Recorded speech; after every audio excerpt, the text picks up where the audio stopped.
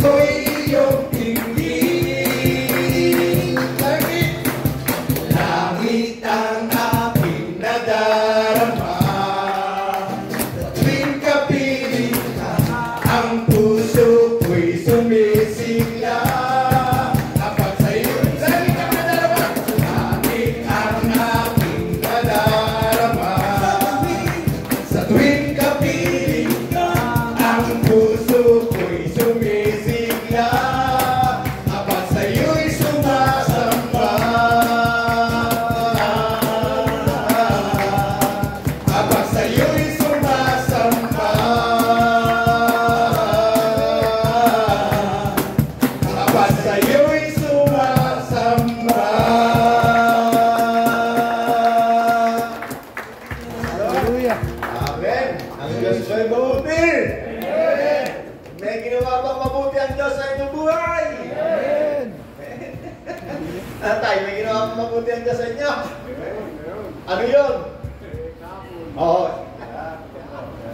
Ako talaga hindi ako maparong. Kaya ako yung sakit.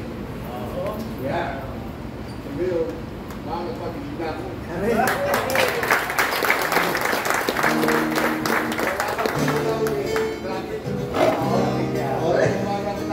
Ang nag-ship, akit ay dalawa.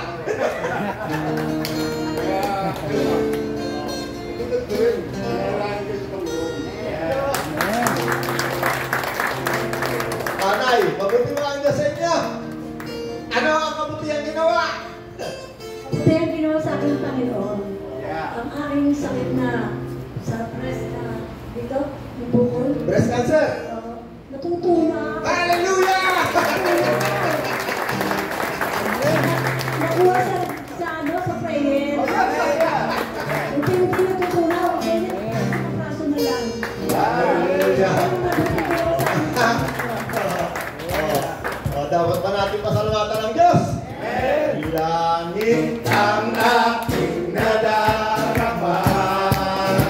Sa tuwing kapiling ka, ang puso ko'y sumisigla. Kapag sa'yo'y sumasamba, langit ang aking nadarama. Kapag sa'yo'y sumasamba, ang puso ko'y sumisigla. Kapag ako'y sumasamba. Kapag sa'yo'y sumasamba. Kapag sa'yo'y sumasamba.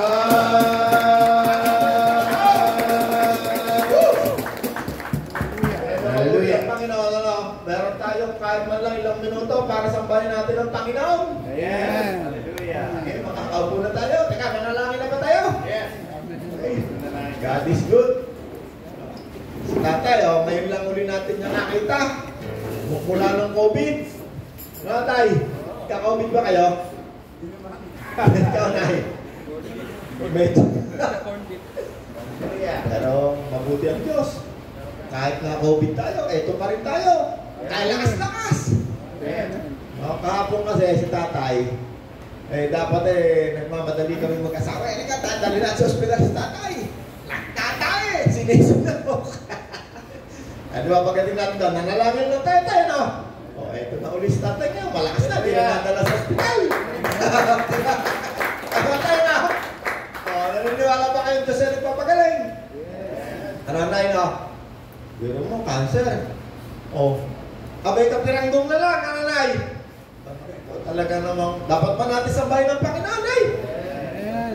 Kaya hindi ka mo, hindi lahat ng sakit. Kahit may pera ka, kayang pagalingin ng pera. Yes.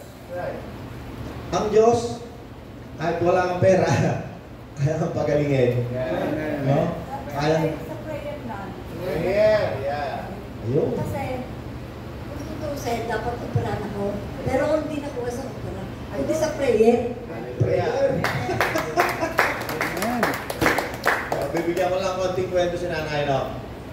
Si nanay, biyanan ko si nanay eh. Yeah. Nako, mayroong, di ba ngayon eh, usong-uso yung breast cancer? Di ba yung kapatid ko eh, namatay yung asawa niya, breast cancer? Malaki-laking pera na ubos. Namatay rin. Kung kaya, kahit marami kang pera, ang pera, merong hindi kayang gawin. Yes. Si nanay, nagpa-check up, may cancer. Hindi kailangan ay patay. Di pag may pera ka, tanggal ang cancer. Di ba? Tatanggalin yung suso. Hindi may pera naman si RCPJC.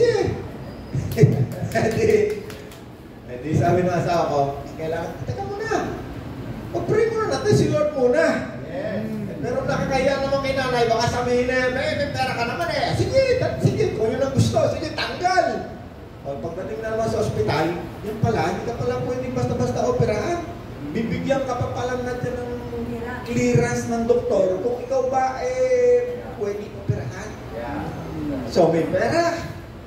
May pera, ha? Pwedeng kahit ngayon, patanggal. Yeah. Ayaw pa rin. Hindi, ano pang gagawin natin? Ayaw. Kailangan daw check upin yung puso. Puso na, abay yun, madami sa akin. Ito, may puso, may ano. Sabi ko sa asawa ko, ano mo ang pinakamaganda dyan? Katulad ng una kong sinadjust sa'yo, panalangin mo natin sa Panginoon.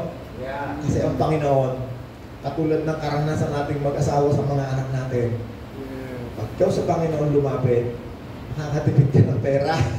Hindi ka pa ma-opera. That's right. Amen. Kabutihan at kaawaan ng Panginoon, hindi na opera. Ang doktor, abay pagpupunta doon, lumiliit yung bukol. Hallelujah. Ang Diyos may mabuti! Amen. Bakit ko yung kinukwento sa inyo? Para tayo, maisip natin, ng Diyos ay kailangan natin pasalamatan. Yes. Wala tayong kayang gawin sa mundong ito, kundi puro kasamaan. At ang Diyos kasama natin, makakagawa tayong mabuti. Amen. Amen! Amen. Palakpakan natin ang Panginoon. Hallelujah. Napakasarap ng ating buhay, ano? Every Monday, imbis na tayo nalulunisan, o ikaka ng mga i-check, ako, baka ika tayo malinisan. Tayo, nalunisan tayo ng Panginoon, hindi lamang buong sanlinggo, masaya buhay natin. Yes. No? Araw-araw, masaya buhay. No? Kaya kung kayo pinigyan ng Bible, yan, basa kayo konti.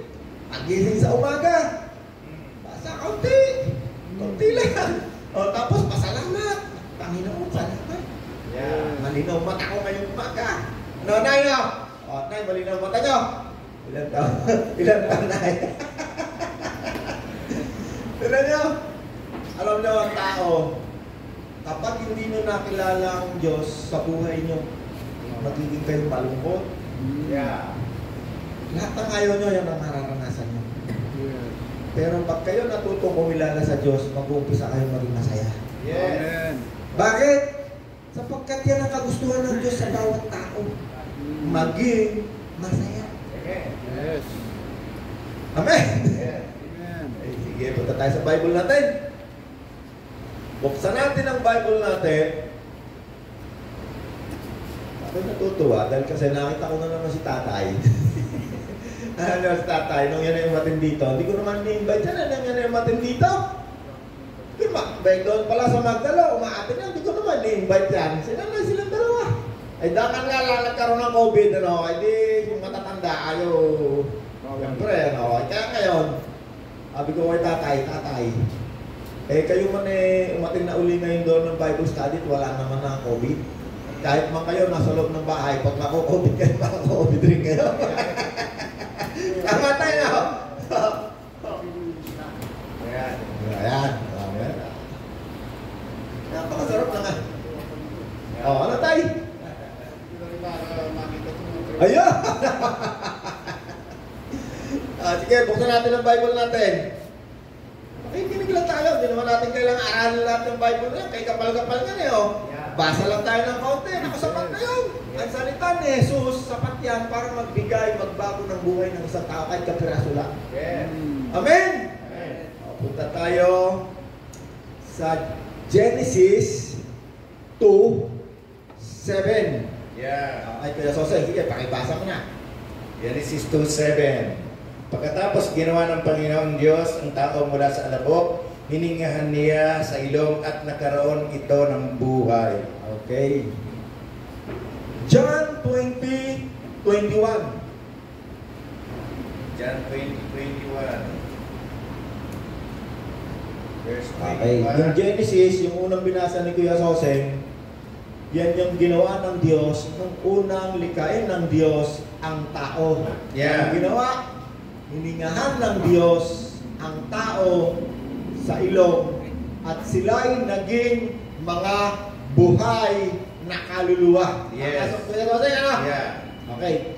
Tingnan naman natin yung John 20:21 Hanggang 22, no? hanggang 22. Kaya sinabi naman ni Jesus, sumayin niyo kapalpaan kung paanong isinugo ako ng Ama, sinusugo ko rin kayo. Pagkatapos sila'y hiningahan niya at sinabi, tanggapin ninyo ang Espiritu Santo. Okay. Ito naman pangalawa, yung binasa ni Kuya Soseng, ang Panginoon naman ang nagsasalita rito. Ang Panginoon, meron siyang ginawa matapos na siya mamatay sa krus, inilibing, 3 araw, at bago siya umakyat sa langit, no, nagkaroon siya ng 40 days na pagtuturo sa kanyang mga iiwanang mga tawag niya alagad, mga tagasunod. Yung mga taong sumusunod kay Jesus nung siya'y nangangaral sa mundong ito. Kaya anong sabi ng Panginoon nung siya'y muling mabuhay, aakyat na sa langit, ha? Pagkatapos, hiningahan sila ni Jesus. Ano sabi? Pagkatapos sila'y hiningahan niya at sinabi, tanggapin ninyo ang Espiritu Santo. Sila'y hiningahan ni Jesus at sinabi, tanggapin ninyo ang Espiritu Santo. Naku, ilang buwan na natin pinag-uusapan ng Espiritu Santo. Ano? Ang Espiritu Santo, hindi natin mamamaster. Hindi natin mapag-aaralan ang tungkol sa Espiritu Santo kasi yan ay misteryo. Yes. Kung ikaw ay mag-aaral tungkol sa Espiritu Santo, ang gamit mo ay theology galing sa mga eskwelahan. Maaaring maligaw ka. Bakit? Ang Espiritu Santo ay pinakapusod ng misteryo ng Diyos. Diyan naghahati-hati ang mga simbahan pag yan ang pinag-uusapan, Espiritu Santo. Kasi sinabi ng Panginoon, hindi nila ito nakikilala at nakikita. At hindi nila ito matanggap. Sari-sari ang ginagawang pagtuturo pagdating sa theology tungkol sa Espiritu Santo. Meron dyan ay bad breath, ay hihinga ka. Tanggapin mo ito, Espiritu Santo.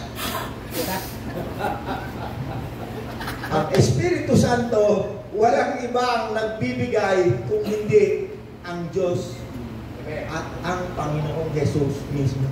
Yes. Wala nang iba. Okay. Ano ang Espiritu Santo? Yan ang nagbibigay ng buhay sa isang tao.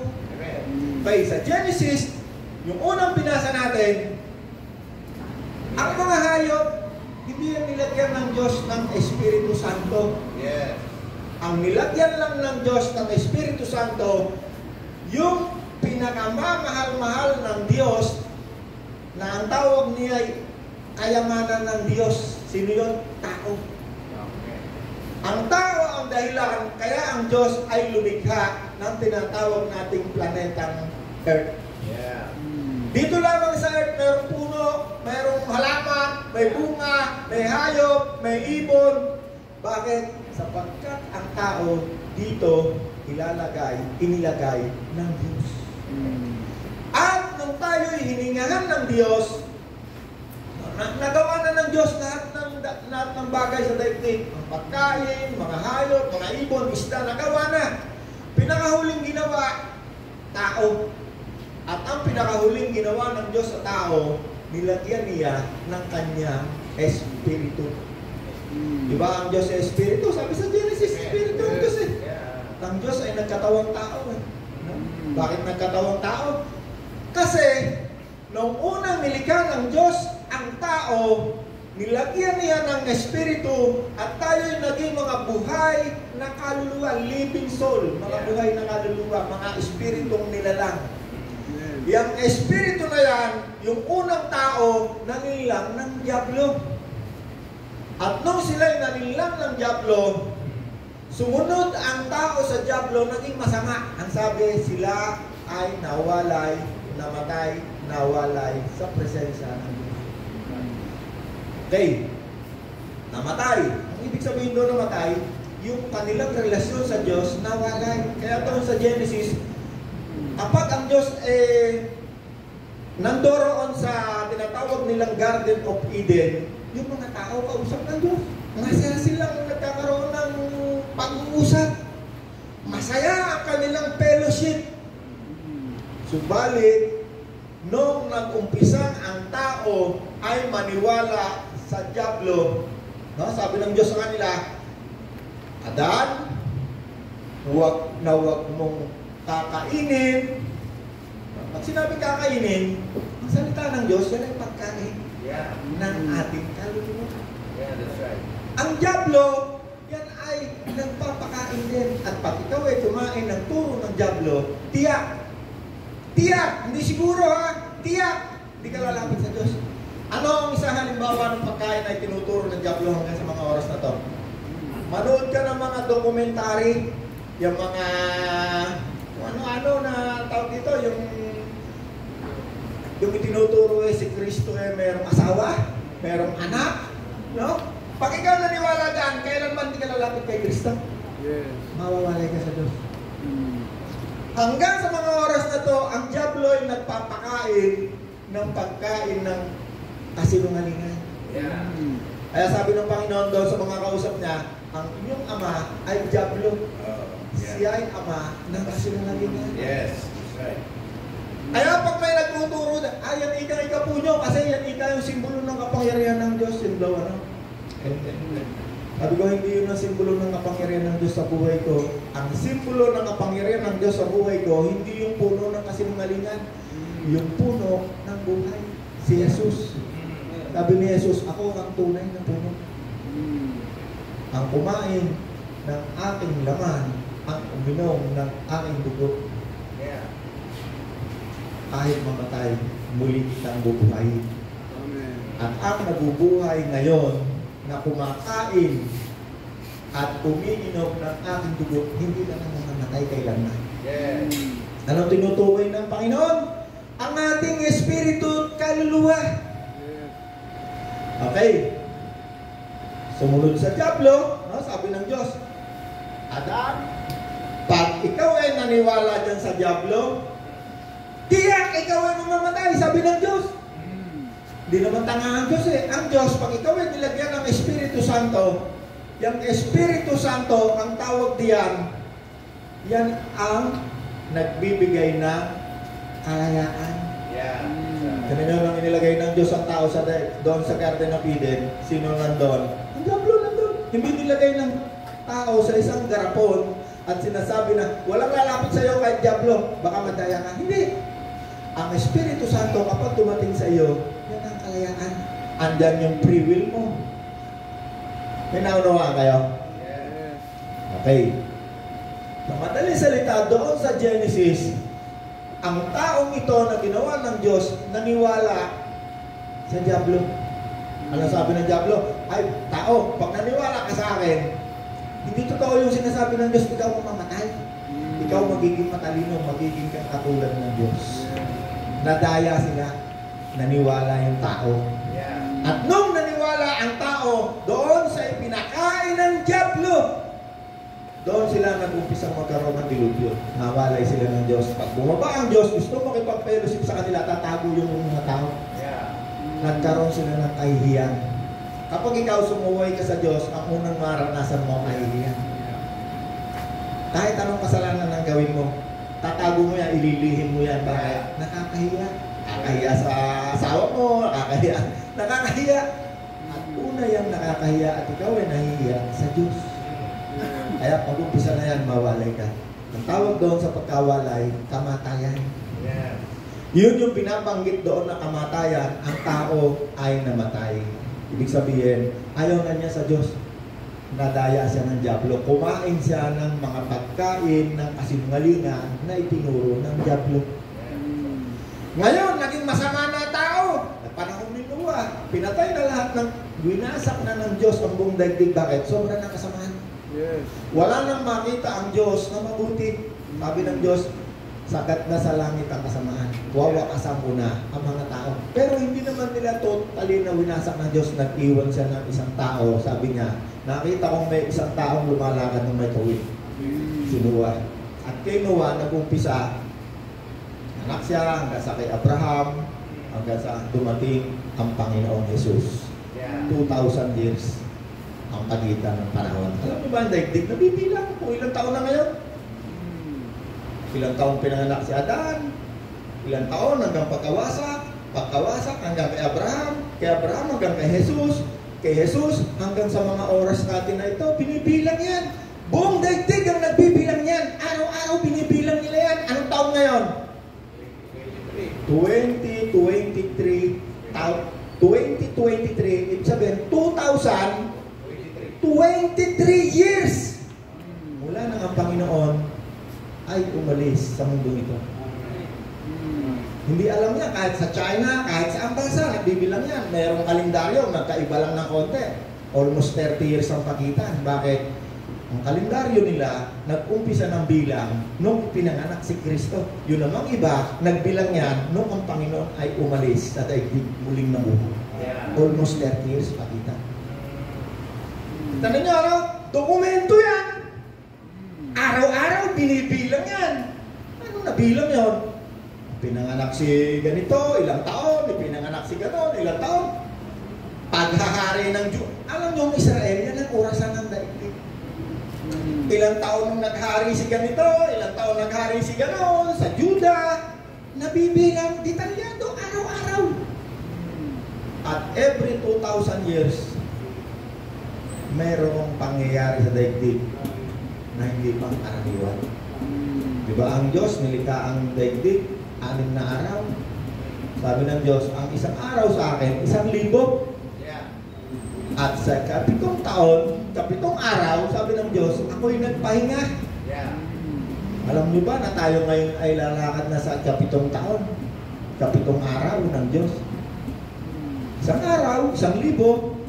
Alam niyo ba na malapit na tayong pumasok doon sa 7,000 araw. Sa 1,000 na paghahari ni Kristo. Pagkatapos ng 6,000 na years, 2,000 mula nung ginawa ang daigdig, mula nung ginawa ang tao, hanggang kay Noah, hanggang kay Abraham, hanggang dumating ang lahi ni Jesus, meron palang ibang mga detalye. Mula nung papunta sa Egypt, 430 years, pinabalik, mula nung nagiba ang templo, hanggang ibinalik, hanggang sa sinira uli ang templo, hanggang sa ngayon, ang templo, hindi pa na itatayo, iniintay itatayo. No, meron 2 propesiya dito na pag theology ang pinag-usapan, maglalabo-labo. Hindi maunawaan. Ang templo kung saan si Solomon ay gumawa at yung law of Moses ay ginawa rin para sa pagkaalay sa templo. Detalyado. Itatayo muli. Tayo namang mga mananampalatayang mga hentil, tayo ang tahanan, templo ng Diyos. Yan yung hininga ni Kristo. Yan yung mga taong nagsisi, tumanggap na ng palataya. Sino sumanggap kay Kristo? Nagsisi, naniwala sa pagkamatay, muling pagkabuhay ni Kristo. Tinanggap si Kristo. Ang tawag sa iyo, templo, tirahan ng Diyos.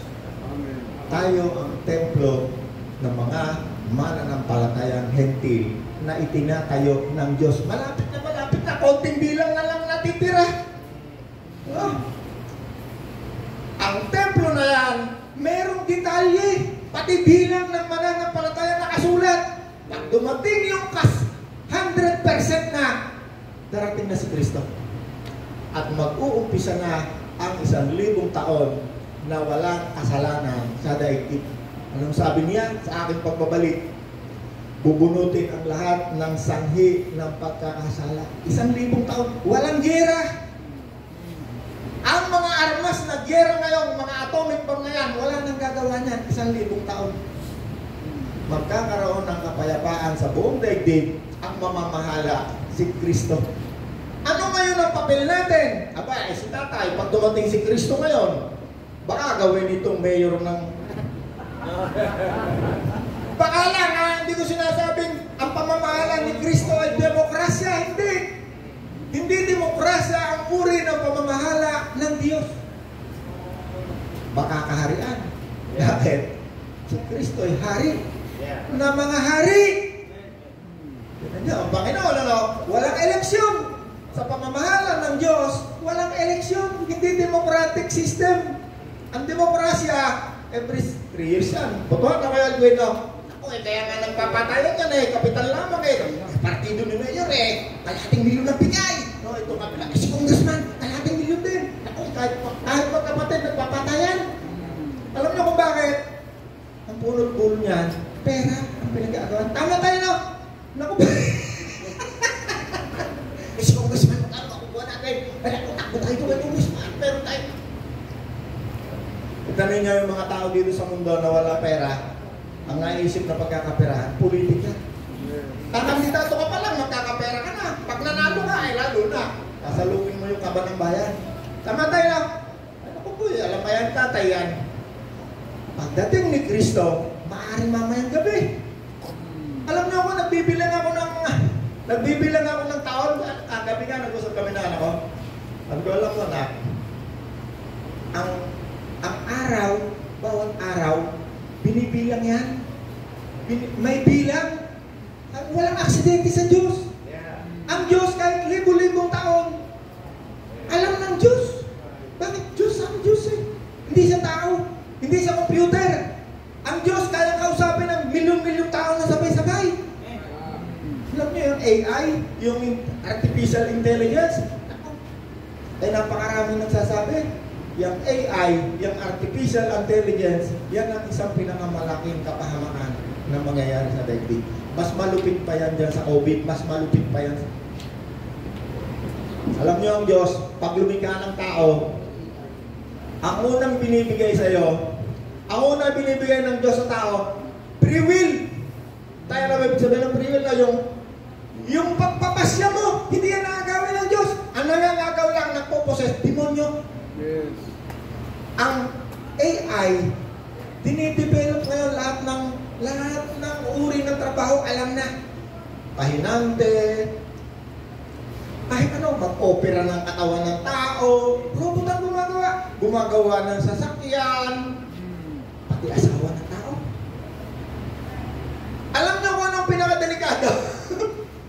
Kapag ipinorogram ng mga tao ito na ang robot magkaroon ng free will.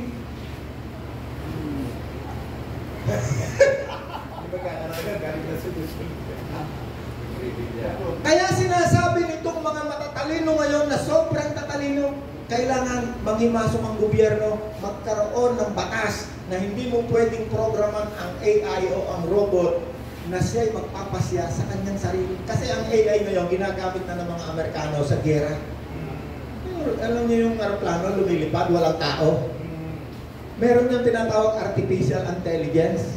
Pag ang sasakyan mo, hindi nila sasakyan, pwedeng may naka-live, no?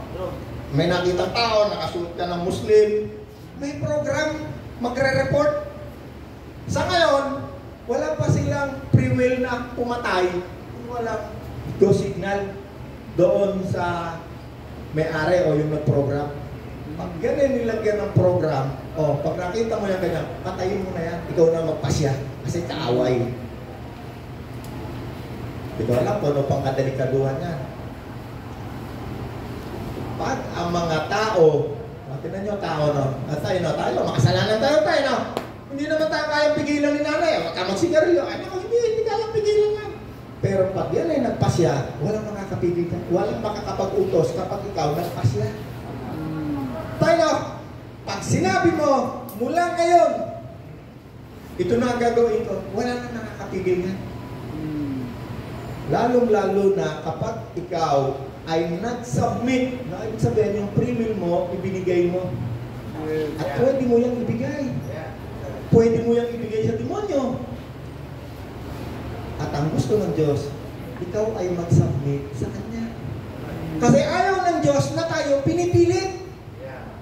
Ay, tayo, pag kayo hindi sumunod sa akin, tutusokin ko yung mga puwit nyo. Hindi ka na ng Diyos. No? Pero ang Diablo, gano'n.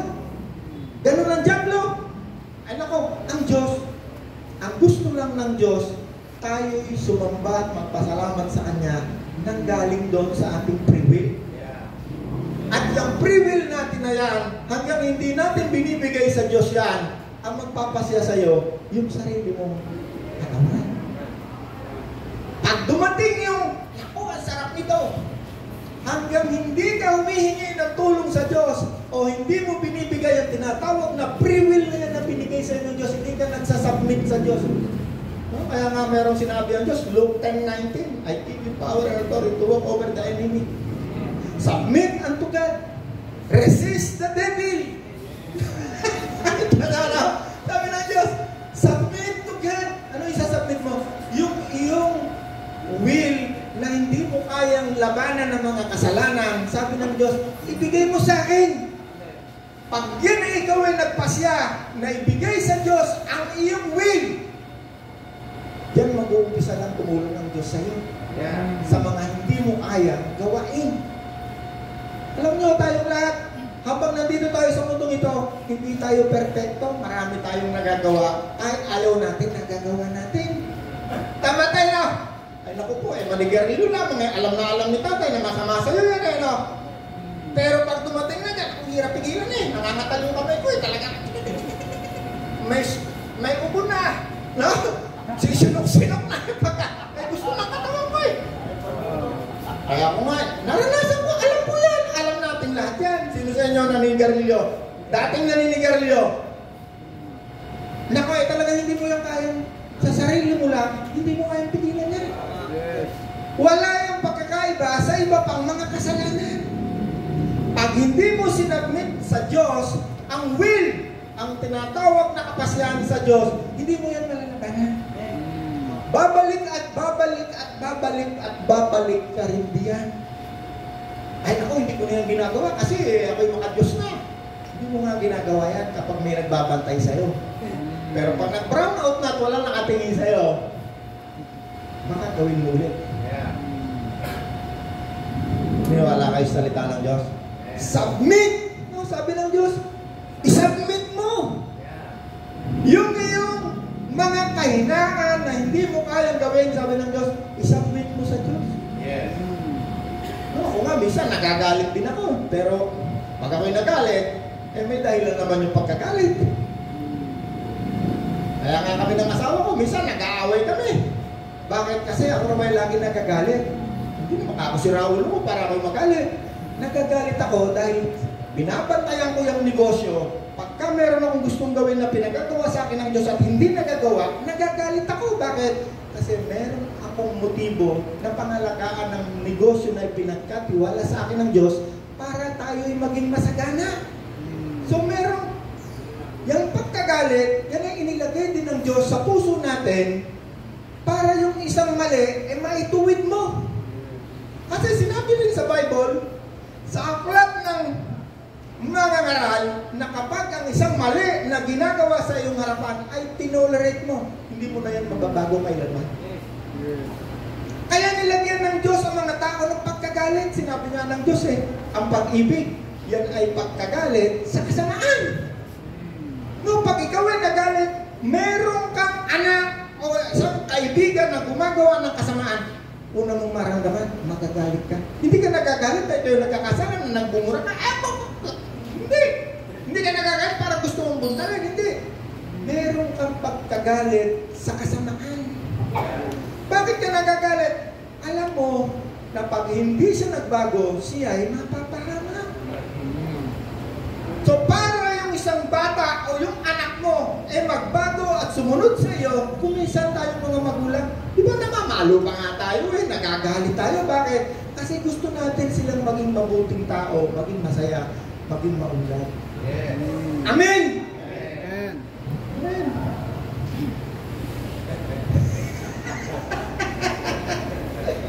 Okay. Napakabuti ng Panginoon, ano? Alam mo si tatay, pupunta rito, salamat sa Panginoon. Bakit? Ako'y dapat ay nasa hospital ngayon. Oo.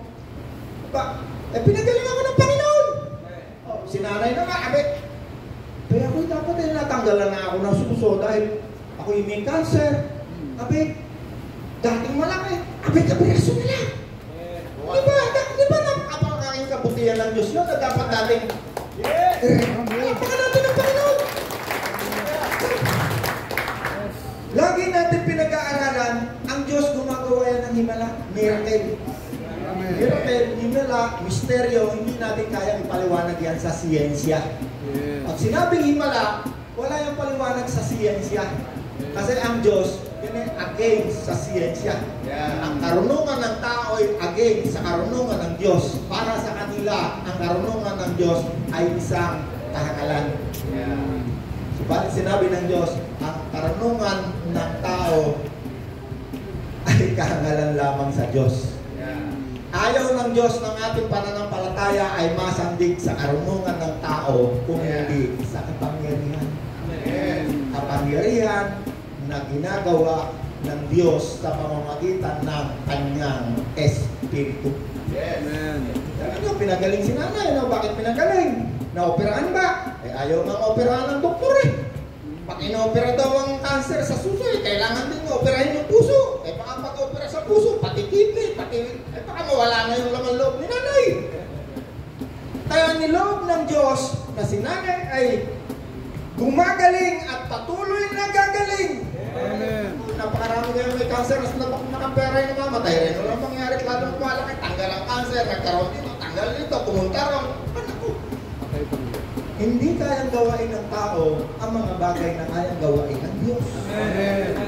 Amen! Hallelujah! Genesis, nawalay ang tao, ibinalik ni Kristo. No? At hiningahan ni Jesus ang mga tao. Doon sa binasa mong verse, doon sa gano'n. Ang Espiritu Santo. Kaya huwag kayong maniniwala kapag dumating si Bishop Alex. Halika. Ako hindi pa nagsisipilo eh. Gusto mo ba Espiritu Santo? Naku, manood ka ng telebisyon ng mga Santa Makmak na nag-baptize daw ng Espiritu Santo. Aba, hindi nagsisipilo. Wala kang makikita sa Bible na tao na nagbibigay ng Espiritu Santo. Si John the Baptist na pinuntahan ni Kristo, sabi ng Panginoon sa kanya, kailangan baptismo mo ko yan ang nakasulat. Sabi ni John the Baptist, kahit na ang sandalyas mo, wala akong karapatan na magkalas. Ako'y magbabautismo sa tubig, subalit walang iba na magbabautismo sa Espiritu Santo kundi ikaw lang, ang Diyos lang. Klaro lang, bakit doon sa huli nating Bible study nung nakaraan, yung Espiritu Santo dumarating sa mga tao. Sapagkat nung si Kristo ay kasama pa ng mga taong ito, yung tinatawag ng mga alagad, hindi lamang 12 ang alagad. Pag sinabing tagasunod, ang tawag sa'yo, alagad. Yung 12, yun yung special na mga kaibigan ng Panginoon. Hindi mga aral yun. Si Pablo nga, hindi yan alagad eh. Naging alagad lang nung huli na. 40 days! Sabi naman, 40 days, muling nabuhay ang Panginoon. Wala siyang tinuturo tungkol sa Espiritu Santo. At saka sa kanyang paghahari muli sa mga tao sa daigdig. 40 days! Alam niyo yung mga tao pag nakabasa yan sa Bible, gusto gayahin eh. Alam niyo yung Bible, lagi ko sinasabi, pag ang Bible binasa mo, hindi mo naintindihan, tapos ginawa mo, hindi yan makakabuti sa'yo. Lalo lang makakasama sa'yo. 40 days ang mga tao na ngayon, pag namatay, 40 days, ano na yun? Naku, kapatid natin. No, 40 days, aalis na siya ha. Po 40 days tayo, maghahanda tayo, piyesta tayo. Na, diba na yun ang ginagawa yan, akala nila, yung nabasa nila sa Bible na ginawa ng Panginoon, ganoon din ng mga tao. Iba yung Panginoon, iba ang tao. 40 days. Pag namatay tayo, bawa si tatay, ako, namatay ako, o si tatay. Pag tigil ng hininga mo, sabi ng Bible, ang Espiritu na nilagay ng Diyos sa katawan, aalis. Pag tigil ng hininga mo. So, ang Espiritu ba hininga? Pwedeng parang hininga. Kasi tinuring din ng Diyos ng Espiritu niya ay buhay. Nasa dugo ang buhay. Ibig sabihin daw, tungkol sa Espiritu Santo, yun ang spiritual life. Merong buhay sa physical na katawan, yan ang physical life. Pag yung dugo mo na ubos, sigurado patay ka.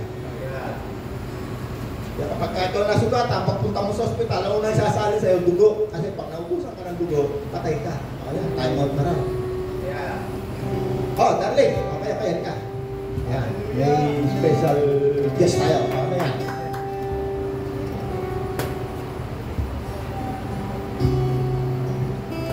Yan. May tinurek ako ng asawa ko, sabi ko raw, 40 days muling nabuhay, 3 days lang daw. Tama yun, ang sinasabi kong 40 days, ang Panginoon, 40 days, kasama ko, kasama nagtuturo na hawakan, naririto.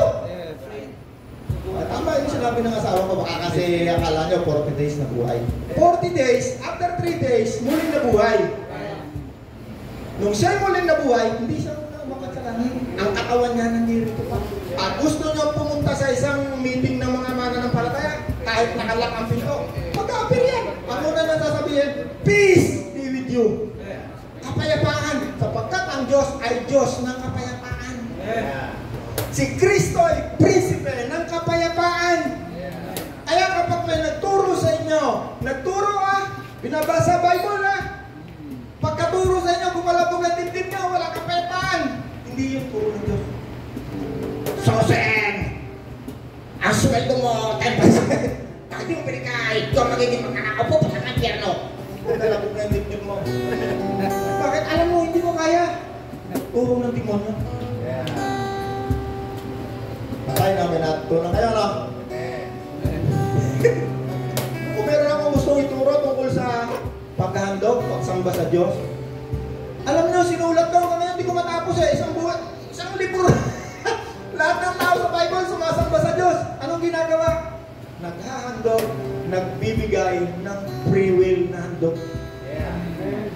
Si Job, pinakamayaman, ang kanyang gawi ay sumamba, maghandog. Kahit nga hindi mananampalataya, pag naghandog sa Diyos, sumama, nakihandog. Ako, bibigyan ng Diyos na. Yung biyanan ni Moses. Abay, false religion yun eh. Sumama sa mga Israelita, naghandog. Abay, kinabukasan, binigyan ng Diyos ng kas. Napakatinding karunungan. Ginawang tagapayo ni Moses. Si Jonas, na kinain na ng isdang tambuhala. Pagdating doon sa isda, sa loob, buhayin mo ko, maghahandog na ako ulit. Yung imperyo ng Persia, si King Darius, na gumiba, nagtatay na, giniba yung templo na ginawa ni Solomon. Kinagabihan, kinausap ng Diyos. Tayo mo muli yung templo. Pati yung paghandog doon sa templo ng pera ng pambili ng mga baka, kunin mo sa mga taxes ng sinasasakupan ng mga bansa sa paligid. Walang tao na ginawa ang Diyos. Alam niyo yung pagbibigay ang ginagawa natin na yan? Every week may tinutulungan yan. Merong operahin ng mata, merong hindi makalabas sa ospital, merong patay na hindi makuha sa koronarya, merong nagaba ang bahay, merong walang makain. Sabi ng Diyos, ialay ninyo ang inyong buhay, ang inyong katawang buhay na gumagawa ng mabuti. Yung binibigay natin pera na yan, kahit 20 pesos yan, pinagpagurang kaya niya ng katawang iyong buhay. Ialay natin ang ating mga katawang buhay. Hindi lamang yan ang paggawa ng mabuti. Pag-uwi mo ng bahay, may nakita kang kailangan mong tulungan, kung ano yung kaya mo. Hindi sinabi ng Diyos, puro pera, bibigay mo tulong, hindi. Yung magpayo ka ng mabuti sa kapitbahay mo. Abi, imbis na siya kumuha naman naman, payuhan mo lang. Payo lang. Kahit hindi niya sundin. Alam nyo, mahal na mahal ka ng Diyos. Payo lang. Pwede tayong lahat gumawa ng mabuti. Itong ginagawa natin na to every week na kung ano yung gustong nabigay. Kahit 5. Sa Bible nga, example lang Panginoon, mga balo, mahihirap.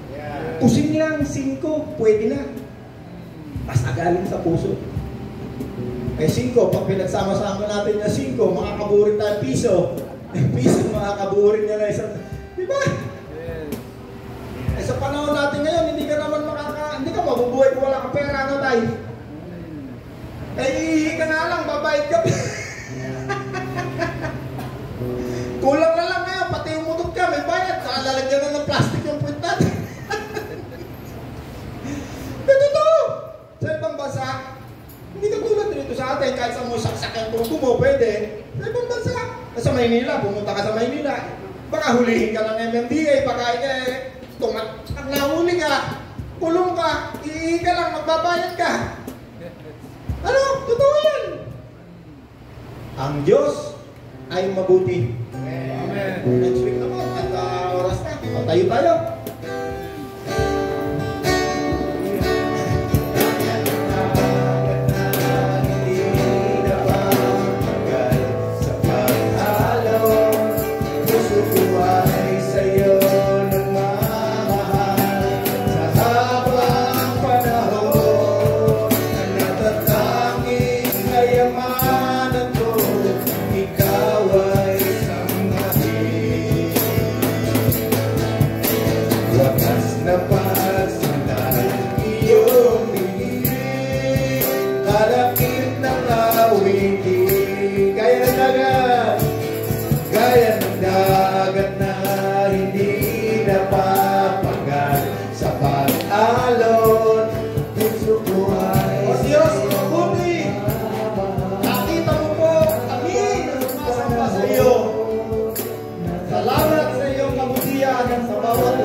Sinasambang ko ang buong umaga at patuloy ka namin sasambahin. Salamat po, Ama, sa pangalan ni Jesus. Amen.